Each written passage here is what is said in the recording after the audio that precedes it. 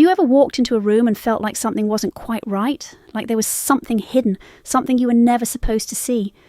Well, that's exactly how I felt the moment I stepped into my uncle's room. Little did I know what I was about to discover would change everything I thought I knew about him. Stick around, because this is a story you won't want to miss. It was one of those afternoons where the air seemed to hum with stillness, and time itself felt like it had slowed down. The house was unusually quiet, so quiet that the sound of my footsteps seemed too loud, echoing through the empty halls. It was the kind of silence that made you feel alone, even if there were other people around. But in this house, in that moment, it wasn't just silence. It was the kind of silence that told you something was about to happen. I had finished my homework and decided to spend the rest of the afternoon doing something I hadn't done in a while. Nothing. It was the perfect day to be lazy, to let my mind wander and relax. The sun outside was beginning to dip low, casting soft golden light through the windows, making everything seem bathed in a warm glow. The trees swayed gently in the breeze, and everything seemed peaceful, almost too peaceful. As I walked through the house, I passed by my uncle's room. The door was slightly ajar, just enough for me to see the dim light inside. I knew he was in there, probably lying in bed as usual, taking his afternoon nap. He was one of those people who valued rest after lunch, and I had gotten used to seeing him in this state of quiet calm. At first I wasn't going to stop. I was heading for the kitchen, my mind already wandering to what I might have for a snack, but something tugged at me. It was subtle, like a whisper that caught your attention when you least expected it. It wasn't a noise, but something I felt in the air. A strange pull that made me stop right in front of his door. I stood there for a moment, just staring at the crack in the door. It was as if the room was calling me. It's hard to explain why, but something inside me wanted to step inside. I hesitated. Was I just being paranoid? Was I imagining things?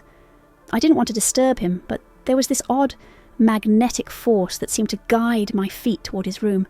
I took a slow, steady breath and pushed the door open just a little more.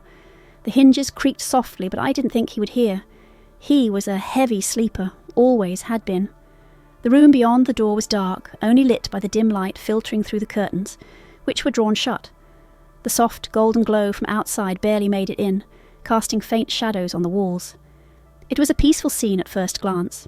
The bed was unmade, the blanket rumpled from where he had tossed and turned in his sleep, but there was nothing strange about it. Nothing at all. But then I noticed something that made me pause. It wasn't the room itself, but the stillness in the air. It was different today, not like the usual calm I'd grown used to. There was a tension in the space, something unspoken hanging in the air. The moment I stepped inside, the feeling deepened. I wasn't sure if I was imagining things, but it felt like there was something more to this room than what I could see. I stood there for a moment, my heart beginning to race just slightly. What was this feeling? Why did I feel like I was intruding on something I shouldn't be? My eyes darted around the room, landing on the familiar objects, the old wooden chair in the corner, the lamp that he always kept beside the bed, the piles of books stacked on the nightstand. Everything was just as it should be, but that nagging feeling, that whisper, wouldn't go away. I took a few cautious steps forward, glancing toward the bed where my uncle lay. He was asleep, his chest rising and falling with the steady rhythm of deep slumber. His face was relaxed, peaceful in a way that made him look almost childlike. For a moment I felt guilty for disturbing his rest, but that strange pull kept me going. It was like a voice inside my head urging me to look closer, to see what was hidden just beneath the surface. I wasn't sure what I was looking for, or even if I was looking for anything at all, but there was something about the room that didn't sit right. My gaze landed on the desk by the window. It was cluttered with papers, pens, and a few random items, a coffee cup that hadn't been washed in days, an old photograph frame, and a few scattered documents. Among the mess, something caught my eye, a notebook half covered by a pile of papers. It didn't belong there. I had never seen that notebook before. Curiosity got the better of me, and before I knew it, my hand reached out, gently pulling the notebook from its hiding place. It was worn, the edges frayed from use. It felt heavier than I expected, almost as if it held something important. My fingers brushed against the cover, and I felt a jolt of unease run through me. There was something about it, something about the way it was hidden, that made me think it wasn't meant for me to find. As I held it in my hands, I hesitated. Should I open it? Should I leave it alone and walk out of the room? But my curiosity had already taken hold of me, and before I could stop myself, I opened it to the first page. The words on the page seemed innocent enough at first, just random scribbles, thoughts that seemed unimportant. But the deeper I read, the more it felt like the room was closing in around me. There was something strange about the writing. It wasn't just a journal, it was like a collection of secrets, thoughts and dreams that didn't seem to belong to the man I thought I knew. The more I read, the more I felt like I was stepping into a world that wasn't mine. A world where my uncle was not the man I thought he was. A world full of hidden truths that he had never shared with anyone, least of all, me. And in that moment, I realised I wasn't just standing in his room. I was standing on the edge of something far bigger than I could have ever imagined. The moment I opened the notebook, I felt a rush of curiosity flood my mind. My fingers trembled slightly as I flipped through the pages. The words were scrawled hastily, as though my uncle had been in a rush to write down his thoughts, perhaps even trying to capture something before it slipped away. The more I read, the more I realised that these weren't just random musings. They felt purposeful, like pieces of a puzzle that didn't yet make sense. I scanned through the pages, my heart beginning to race. There was one page with a drawing of what seemed like a map. The lines were jagged, the shapes unclear, but I could tell it was something important. My stomach churned as I traced my finger along the lines. It didn't make sense, but I couldn't look away. What was this map leading to? Where was it taking me? Why was it in his notebook? These questions flooded my mind, but I couldn't find any answers. All I had were more questions. The deeper I read, the more unsettling it became. The pages seemed to shift from random thoughts to something darker, something more deliberate. One entry stood out. My uncle had written about a decision he had made, one that clearly weighed heavily on him. He wrote in a way that seemed like he was confessing something to himself, hoping to find some clarity through his words. "I didn't mean for this to happen," one entry said. "But sometimes choices have consequences, and now I can't turn back. If only I could undo it all. If only I could change things, but I can't." The words were haunting. They didn't sound like something a person says about small, everyday mistakes. They sounded like the kind of thing you say when you're trapped in something much bigger than yourself. It felt like I was reading a secret, a confession of sorts. But who was he confessing to? And why was he writing this down in a notebook instead of talking to someone? I could feel my heart pounding harder now, my breathing quickening. What had my uncle gotten himself into? What kind of decisions had he made? My mind raced, but I couldn't seem to make sense of any of it. I needed to understand. I needed to know what this all meant, even if it terrified me. Just then, I heard a faint noise, a creak of the floorboards behind me. My heart skipped a beat, and I froze. Had my uncle woken up? I quickly glanced at the bed. He was still there, motionless, deeply asleep. But there was something about the stillness of the room that felt different now. It was as if the walls themselves were holding their breath, waiting for me to make the next move. I tried to shake off the unease that had settled in my chest, but the more I read, the more I realised how little I truly knew about my uncle. This man, the one who had always been there for me, who I thought I understood, he had a side to him that I had never seen before, a side that was hidden beneath layers of normalcy, concealed behind everyday routines. I flipped through more pages, desperate for answers, and then I found something that made my stomach drop. One page had a date written on it, followed by a cryptic phrase, "The last chance. After this, it's too late." It was a simple sentence, but the words felt like a weight pressing down on my chest. Too late for what? What had my uncle been involved in that now, had no way of turning back? I could feel the room closing in on me, my thoughts swirling with questions I had no answers for. The sense of dread in the pit of my stomach deepened. What was I uncovering? Was I prepared to learn the truth? I looked back at the bed, at my uncle still sleeping soundly. How could he be so peaceful when the man I was reading about in this notebook seemed so burdened? The contrast was unsettling. It felt like I was standing at the edge of something, teetering between two worlds. The world I knew, the one where my uncle was just a quiet, gentle man who loved his naps, and this new world where he carried secrets that he couldn't or wouldn't share.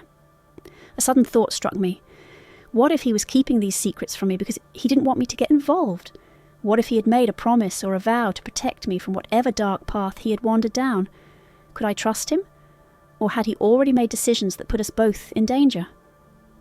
I reached for the next page, desperate to find more clues, to understand what was happening. The words on the next page weren't much clearer, but they were more urgent. "I've made my choice. No turning back now. I have to see it through, for better or worse. They'll never stop looking for me." The sentence hit me like a punch to the gut. They? Who were they? Why was my uncle on the run from something or someone? My mind raced, and I found myself trembling with anxiety. I had to know. I had to understand what was happening in my uncle's life, what dark secret he was hiding from everyone. But as I turned the page, I noticed something else. The writing on the next page was different. It wasn't hurried or frantic, but calm, almost peaceful. And at the bottom of the page, written in a different handwriting, were the words, "I'll protect you, no matter the cost." The message was clear. Whoever had written these words, whether it was my uncle or someone else, had made a promise to someone, a promise of protection. It was then that I realised how deep this went. My uncle wasn't just keeping secrets, he was trying to protect someone, maybe even me. But from what? From who? I couldn't answer these questions yet, but I knew one thing for sure. The quiet afternoon had just turned into something much bigger, something I wasn't ready for. I couldn't shake the feeling that I had stumbled onto something important, something that my uncle never intended for me to see. But what was it? Why had he hidden these things so carefully, almost as if he wanted to keep them buried forever? The more I thought about it, the more the puzzle pieces seemed to fall into place, and yet they didn't make any sense. I took a deep breath, trying to steady my racing thoughts, but my hands were still trembling. The letter I had found, along with the cryptic writings and strange drawings, weighed heavily on me. There was something sinister about the whole thing. It wasn't just a notebook of random thoughts, it felt like a secret life. A life that didn't match the uncle I knew. But there was more. As I looked at the desk, I noticed a small yellowed envelope sticking out from under a pile of old receipts. It seemed out of place, like it didn't belong with the clutter of papers and forgotten items. My stomach dropped as I reached for it. Something about it felt different, urgent even. The handwriting on the front was slanted and unfamiliar. It wasn't my uncle's writing. I carefully opened the envelope, my fingers tingling with nervous energy. Inside, there was a single piece of paper folded neatly. I unfolded it slowly, each movement feeling like it stretched time. The letter inside was short, but the words were chilling. "If you ever decide to go through with this, there's no turning back. They will come for you, and it will be too late to undo the damage. I'll help, but I can't protect you forever. You've made your choice, and now you must live with it." I felt my breath catch in my throat. Who was this letter from? And what had my uncle gotten himself into? I read the words over and over, each time hoping that they would make sense, but they only left me more confused. The letter seemed to imply that whatever my uncle had chosen to do, whatever path he was on, was dangerous. It wasn't just a personal decision. It was something much bigger, something that had consequences for more than just him. I glanced back at the bed. My uncle was still asleep, completely unaware that I had uncovered these secrets. He had no idea what I was reading, what I was learning about his past. And yet, there was something inside me that couldn't ignore it. I couldn't pretend like nothing was wrong. The letter made it clear that there was no going back now, but I didn't want to get involved. I didn't want to step into this dark world where my uncle was hiding so much from everyone, including me. And yet I knew I couldn't just walk away from it. The letter seemed like a warning, and my heart pounded as I tried to make sense of it all. Was my uncle in trouble? Had he made some kind of dangerous deal or commitment? Who were they that the letter spoke of? And why was my uncle involved with them? I could feel the weight of the letter in my hands, but there was something else that I hadn't noticed until now, something tucked behind the note. I turned it over and found a small photograph folded carefully and tucked into the envelope's corner. I pulled it out and stared at it, trying to make sense of the image. It was a picture of my uncle, but he was much younger, maybe in his 20s, and standing beside someone I didn't recognise. They were in front of a building that looked old, weathered, and intimidating. There was a shadow over both of their faces, as though the photo had been taken in a rush or under unusual circumstances. The man standing next to my uncle had his arm around him, his face partially obscured by shadows, but one thing was clear: they were close, like partners in something. The unease I had been feeling before turned into a gnawing dread. Who was this person? Why was my uncle so close to them? And what kind of deal had he made all those years ago? It felt like a hidden chapter of his life, one that he had buried deep, and now it was coming to light, whether he liked it or not. I couldn't stop myself from turning over the back of the photo, hoping for some clue to what this all meant. There was a short note scribbled on the back, almost like a final message. "Trust no one. They're watching, and I may not be able to protect you." The words burned into my mind. I felt like I had been dragged into a mystery much bigger than I was ready for. My uncle's life wasn't what I had thought it was.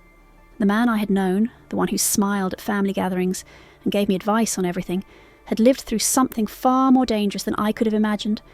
And now it seemed like that past was catching up to him, and to me. I looked at the photograph again, at the young, carefree version of my uncle who seemed to have been so full of hope, unaware of how the choices he made back then would haunt him. But what had changed? What had driven him to take such drastic steps that even now, years later, he was still hiding the truth?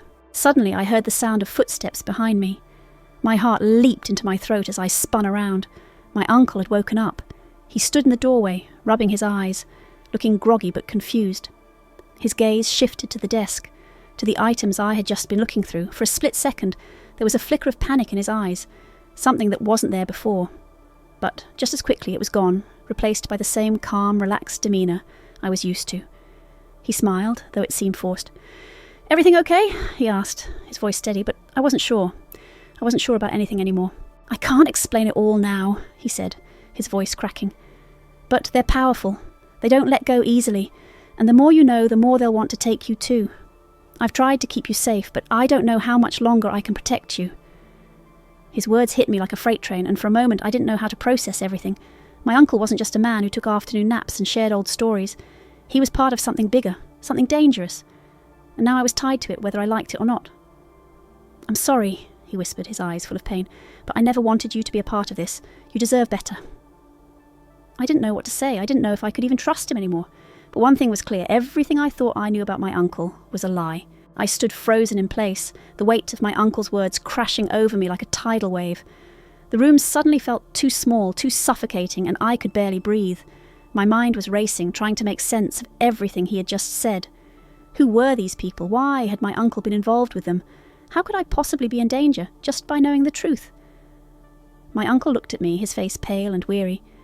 The man who had always been my protector, my role model, now appeared like a shell of himself. I saw fear in his eyes, real, raw fear, and it scared me more than anything. Because if he was afraid, it meant that whatever was coming wasn't something we could stop. He walked slowly toward the door, his movements stiff, almost mechanical. "I need you to listen to me," he said, his voice steady but low. "You have to leave, right now." "Leave?" I asked, my voice shaking. "What do you mean, leave? You can't be serious. You're telling me that I'm in danger and you want me to just walk away?" He nodded. But there was something else in his eyes, something that made me think he knew the danger was already too close. "I never wanted this for you," he said softly, almost to himself, "but I can't protect you from what's coming. The longer you stay, the more at risk you'll be. You have to go now." I shook my head, stepping forward, my heart racing. "Number, I'm not leaving. Not like this. I need to understand everything. I need to know who these people are and why they're after you. Why they're after us." For a moment, he didn't respond. He just stood there staring at me as though he was deciding whether to tell me the truth or protect me from it. Then, with a long sigh, he turned and slowly walked to the desk. He picked up the notebook, the one I'd been reading earlier, and ran his fingers over the pages as if the words on them carried a heavy weight. "I should have told you everything a long time ago," he began, his voice strained. "But the truth is, I didn't want you to become a part of this world. I thought if I kept you away from it, I could keep you safe." He paused, and I could see the battle raging inside him. It was like he was reliving the past, trying to find a way to explain it without involving me in the mess he had created. "Years ago, I made a mistake. A choice that seemed small at the time, but it turned into something I couldn't undo. I got involved with the wrong people, people who don't let go easily. They have connections everywhere, and they don't hesitate to use them." I could feel the tension in the room tighten as his words echoed in my mind. "Who are they? Why do they want you?" I asked again, my voice growing more desperate with each question. His expression darkened, and for a moment it was like I could see a glimpse of the man he used to be, a man who had been caught up in something much bigger than himself. "They're part of a network," he explained, his eyes clouded with regret. "A network that deals with things most people can't even imagine. Drugs, weapons, human trafficking, all of it. I thought I was helping, that I was doing the right thing, but it all spiraled out of control. And now they want to make sure no one talks." My stomach twisted as the gravity of his confession settled in. My uncle, the man I had always admired, the one I had trusted, was part of a criminal network. How had I not seen this? How could he have hidden this side of himself for so long? "They know everything," he continued, his voice low, almost as if speaking in a whisper. "They know where we are, who we are, and they'll stop at nothing to make sure we stay silent. I tried to get out, but once you're in, it's not that easy. They won't let you go." I felt a knot form in my throat. The picture I had once had of my uncle, of a simple, loving man, was shattered. I had always thought of him as my protector, someone who could do no wrong. But now, I saw a man who had been running from his past, doing everything he could to protect the people he loved from the consequences of his actions. "So, what do we do now?" I asked, my voice breaking the silence. "How do we stop them? How do we get out?" My uncle's face twisted in frustration. There's no easy way out. You can't just walk away from people like them. They're always watching, always waiting. And the moment you slip up, they'll come after you. I swallowed hard, trying to take it all in. The idea that I was now in the crosshairs of these people, the same people who had been chasing my uncle for years, was terrifying. But I wasn't going to let fear control me. Not now. We can't run forever, I said, my voice growing stronger with each word. There has to be a way to fight back. We can't just give up and let them win. For the first time in a long while, I saw a flicker of hope in my uncle's eyes. He nodded slowly as if he was beginning to believe that maybe, just maybe, we could do something about this. You're right, he said quietly. We can't run. We have to stand up to them, but it's going to take everything we've got. He walked over to the window, gazing out at the darkening sky. They'll be coming for us soon, and when they do, we'll be ready. I didn't know what that meant, or how we would fight back against people with so much power, but one thing was certain. I wasn't going to let my uncle face this alone. Whatever came next, we would face it together.